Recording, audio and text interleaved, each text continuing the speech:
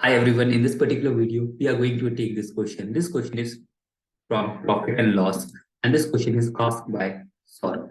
If I talk about this particular question, so the question is that we have two quantities of sugar that cost me 50 rupees per kg and 30 rupees per kg, and they are mixed in some ratio. This ratio we have to figure it out, right? And when the mixture is sold at the rupees of 45 rupees per kg at the profit of 20%. See, this is my CP, right?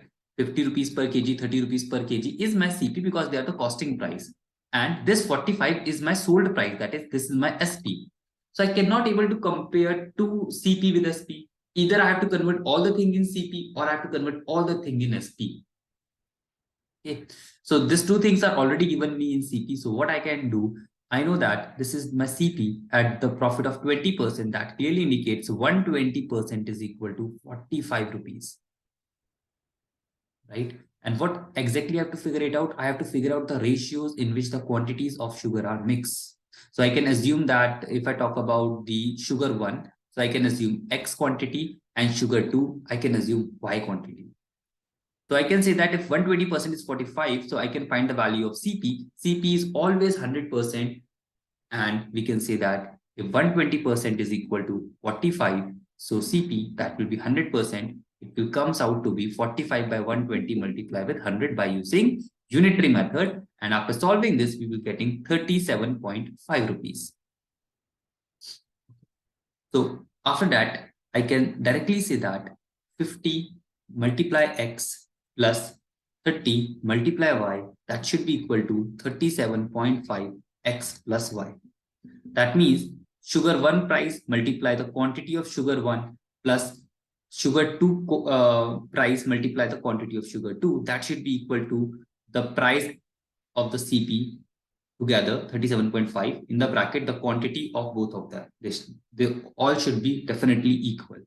So from here I can get the value as 5x after solving 5x equal to 3y. That means the answer will be 5:3. No. See, this is the main step. Whenever you get the values, the ratios are always be reciprocal of each other. So we can say that x is to y is equal to 3:5. Option number C will be correct. In case if you could not able to recall it, no worry. Talk about this particular thing. So he can say that that means if I talk about if x is equal to 5 and y is equal to 3. So what will happen? You can just substitute the values here. So it will become as 250 plus 90. So that will become as nearly 340. Okay. Whatever the answer we can get. And you can compare. They both are not equal definitely. 13.5 multiplied with 8. So they both are not equal at all. So you can cross check in this manner as well. But always remember when you get 5x equal to 3y, so the ratio will reciprocal to each other. So we can say that x is to y, it is always 3:5. This is the first approach of this particular question, how to solve this question. Okay. If I talk about the second approach, definitely the first step is I have to find the CP. After that, I can directly write 50x plus 30y, that should be equal to 37.5 x plus y. Now after that, directly use this ratios and put in this equation. If I put x equal to 3 and y is equal to, sorry, x equal to 5 and y equal to 3, just cross check whether both the equation are same or not.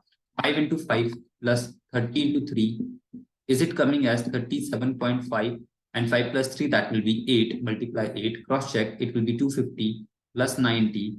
And if I talk about this particular thing, so 37.5 multiply 8, so it will become as 40. Then we have means you can just directly confirm with the unit place as well. 49, 56, 56 and 0. So the unit place is 0. Yes, it can be possible. And after that, we can just try to solve it out. So we will get 0 and 6 goes to carry. So this will become as 300.